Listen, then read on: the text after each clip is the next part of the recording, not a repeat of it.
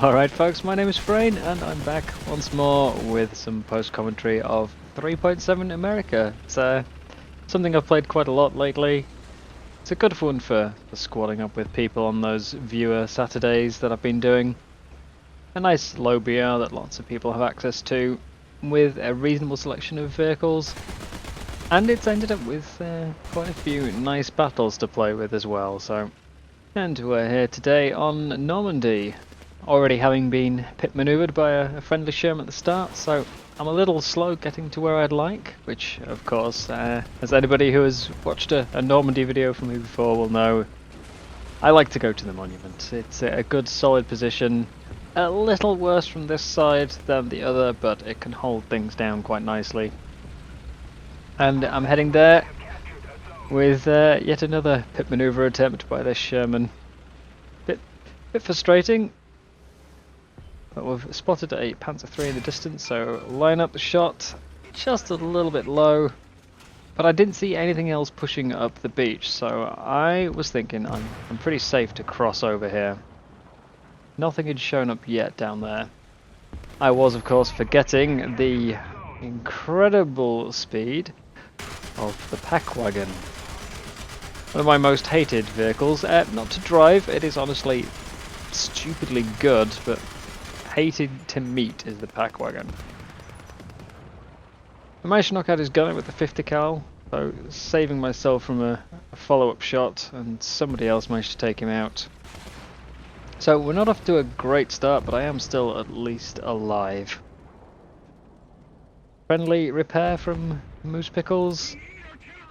Get a bit of artillery going, and then I'm going to try and get myself to that monument position that I so love.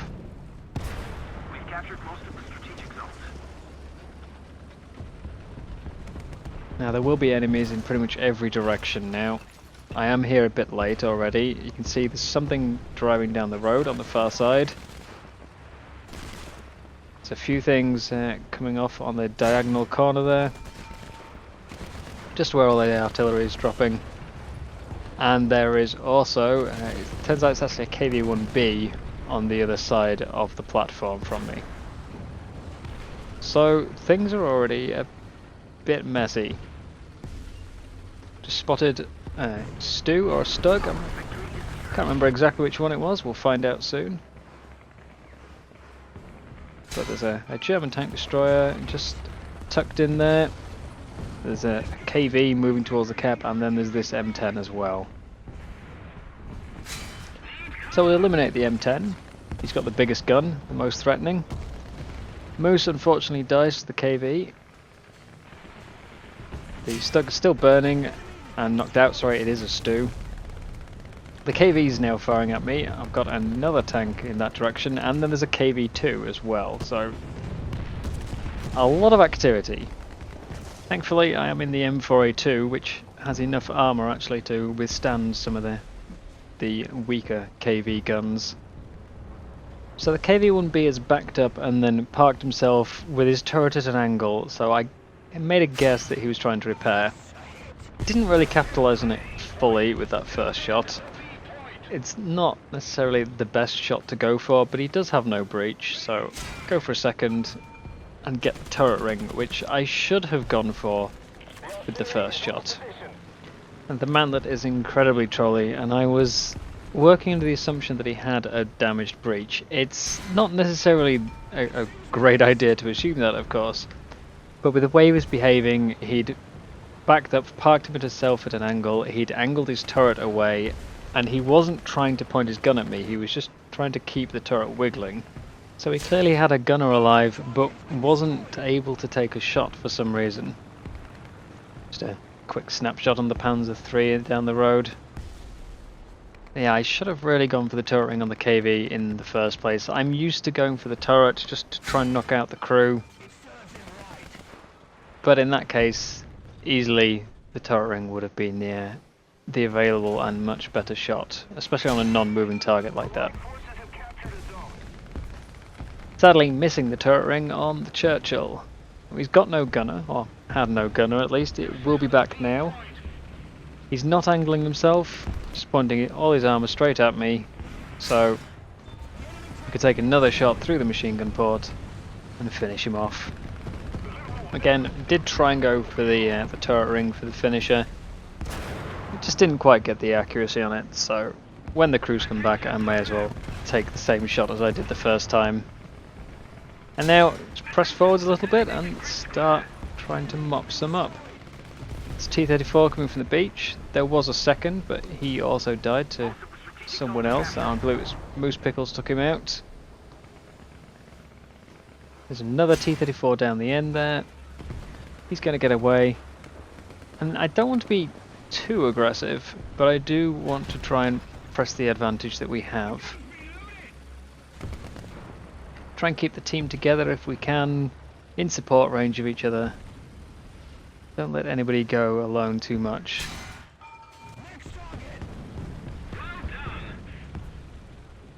It's another T-34, kill number 7. And yeah, just press up to this next set of buildings. Take out kills where I can, thin down the enemy numbers. And hopefully we can start to wrap this up. We've got 2 caps. We seem to have a player advantage. We've got a map control advantage. This game is looking pretty good for us. Again, that monument is a real power position as long as you have a bit of support and crossfire. Without that, it will crumble quite quickly. There's an SU-122 moving up the beach. I've seen him. We've got a few more enemies nearby that could do with eliminating first before I turn around to go back. The Stug's eliminated pretty quick. Quicker than I can get a shot on it at least. And I've got plenty of allies here pressing this way, so I can start going back for that SU-122. See a quick glimpse of a tank around that corner. Slightly miscalculated where it was. I thought he'd gone behind the bushes. Turns out he'd actually gone around the corner. Not for long. But that should be, as far as I'm aware, that direction sort of under control. I can come back and take care of this SU that was flanking us. Clearly not flanking us alone either, as there is a Puma here. There's the SU. It's really quite straightforward so far, just find target, see target, shoot target, and of course try not to get shot back in the process. Now my reactions were a bit slow here. The enemy is capping A and I hadn't quite noticed. My allies down here were under fire and I was just wanting to double check that they were alright. I knew that everything I'd seen flanking had been taken out, but I was very slow in noticing the A cap. I was a bit distracted. Should have spotted it sooner. I have just seen the Stoke slipping away. Hopefully he was the only one that capped, so we'll go for him. Poor choice to fire on the move. I'm actually surprised that hit. I do have a short stop stabilizer I should take advantage of. He's now going to get away and hide. Quickly deal with the T-34 that appears before he manages to get a shot off, and we'll go for the Stug now. I know he's got no breach. Although the last of my teammates down towards their spawn has been taken out, and I've now got a Panzer IV in the back and one in the side. So I could have gained an extra kill there by taking out the Stug if I'd just put a little more thought into it instead of driving and assuming that that would hit. So we respawn in the regular M4. I know there's a player around the A-cap. I know there's that Panzer IV-H driving back from their spawn.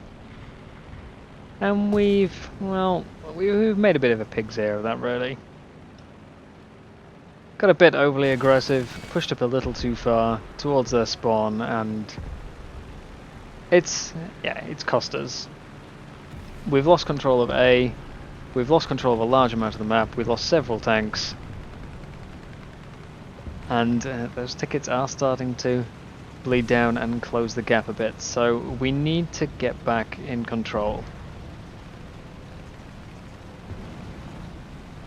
There's a heavy tank being marked up, driving towards A. There's one medium down on the beach by our M10.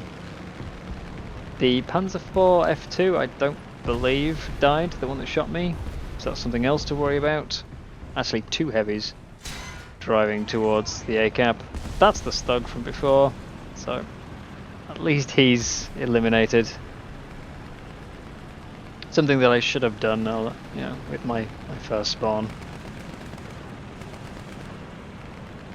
And again, heading for that power position at the monument if I can get there. Especially with lower numbers like this, it just becomes more valuable. You can shut down a large area of the map, and unlike taking control of it at the start of the game, I'm not really under that huge of a pressure. Early on I can be sort of pinned from multiple directions and I just can't get the shots off, but at this stage of the game that isn't going to be an issue. Just failed the turret ring shot on the KV. Severely failed the hatch shot. There we go. It was only a KV L11, it doesn't have the upgraded gun, doesn't have the upgraded armour. So it's going to struggle with a Sherman frontally a little bit more than the other ones we've encountered.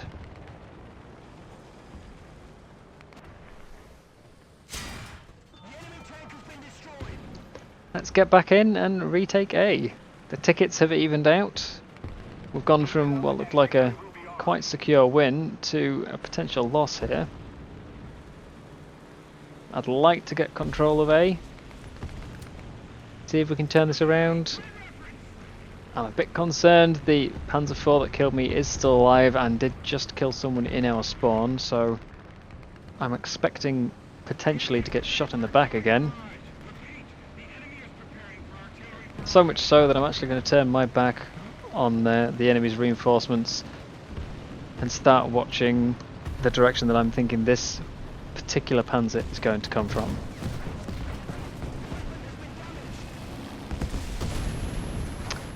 Not before getting bombed though, so. Off for another respawn, no one's in control of A. And in a rare decision, I'm choosing to bring a plane. Not because I expect to be fantastically useful in it, I think most of us know that I am not a pilot. And apologies to any pilots who are watching this video, you will probably cringe at quite a lot of my flying. Don't judge me too harshly. Aircraft are not really my thing. I have very little interest in them. I've barely touched the trees, I've barely spent any time with them. It's actually quite a miracle that it's in my lineup at all. Normally I would not spawn this. I think I am far more useful in a tank than I ever will be in a plane. The chance of me killing something is probably quite low. Chance of my survival probably even lower. I spawned this because I was getting a bit tired of being bombed that day, and at least I knew that the plane that bombed me was a bomber, so something that I could actually effectively kill. If it was a fighter, I'd probably just die as soon as I got near it. Now I don't know where the bomber went, it might have already died while I was on respawn. But a quick strafe on the Whirlwind and the Zis-30, that's two enemies out who are around A. There's two more planes coming in. Again, sorry to any pilots, I'm trying to stay low just so that they're slightly less likely to spot me. I personally really struggle to spot things below me. I think this guy definitely had. The other is headed to the battlefield, and I'll try and stick with this one. And well, I don't think there's too much commentary I can give on the rest of this air battle. It's, yeah, certainly not my wheelhouse. So I'll just stop speaking, and you can watch and facepalm.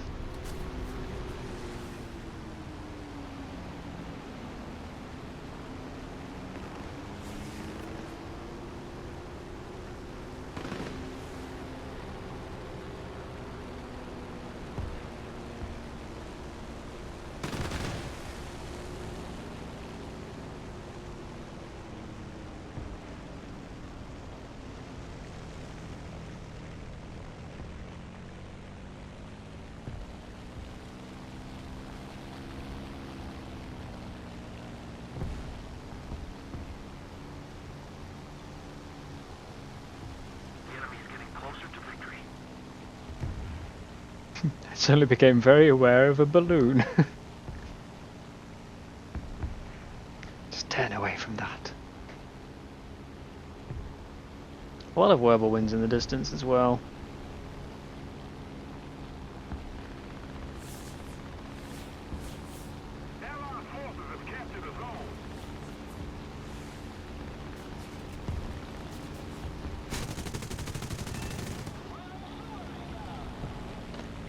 Well, it took an embarrassingly long time, but I managed to deal with that 110.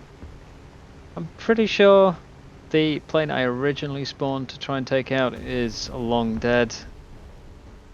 The other two managed to get away from me. Got a bit of damage on one, but not the other. But it looks like the sky is clear. And I'm going to head back in and see if I can spot. Maybe get a kill here or there. I've got several whirlwinds to evade. As said, I think I would have been much more useful on the ground. Regardless of how this turns out, I just don't think it was a great decision for me personally to be in a plane. I don't think it ever is. I was just getting a little bit fed up that day. And I saw an opportunity to maybe get some revenge on the guy who bombed me. Of course, being denied because he was no longer even there. And now I'm contending with a barrage of whirlwinds and an onslaught of incoming aircraft. Now that's a T-34 at the B-cap. I'm not going to be able to deal with him. Just going to fly around, try and distract these whirlwinds. If they're shooting at me, they're not shooting at our tanks, and I think we're all more than aware that the whirlwind is a very good tank killer. Excellent. But we do have A. We're retaking B. We're a long way behind on tickets, but if we can keep them away from the A cap, then we can still win. Of course, I say this, and then you look at the team positions on the ground. We don't have anybody anywhere near the A cap, so that might be a bit harder than it could be. Attack the C point.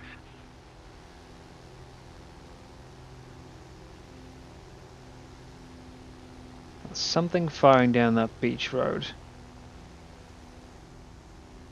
Just trying to look for targets, relay them back to my squad mates. There's a new plane coming in. I'd like to get rid of him before he can drop any ordnance. I'm not great with a plane, but I think I can deal with a very big slow bomber like this. He's not going to out dogfight me, I hope.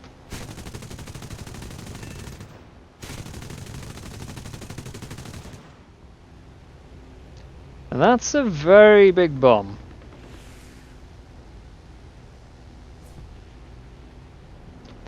Thankfully he's dropping it on the B point and all of our players have moved away from there now. The one thing that made me slightly happy at this point, obviously I haven't managed to take out the bomber before he dropped the bomb. So not ideal, as that's clearly what my whole job is up here, but the one sort of bit of solace for me is that at least the bomb wasn't dropped on me this time. Now there is another whirlwind. So he's flying, quick crit, knock out his gunner. And I'm going to try and get a bit of distance. I'm running pretty low on ammo.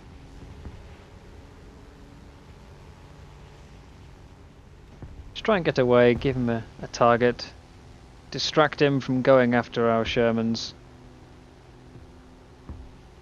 And we'll come back around for another dive on him. Very low on my 50 cal ammo now.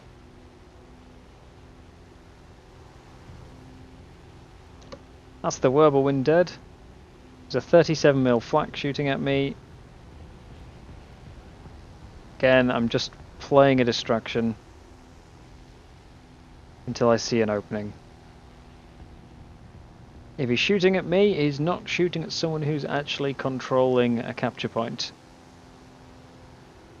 I can't really contribute as that much from up here.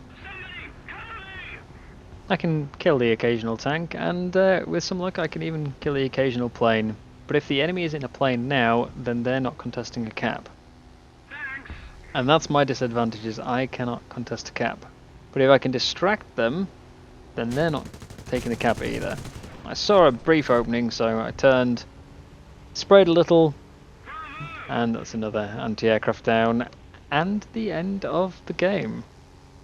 So we started out well, good map control, good pressure, racking up some nice kills, got a little overly aggressive, lost that control and started to suffer for it. Managed to pull it back in the end, and even a rare bit of flying from me.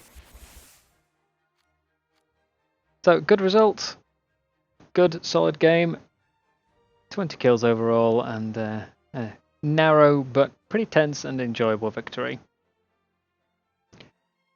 But that is all for this video, so as always, thank you very much for watching. I hope you've enjoyed, and I will see you next time.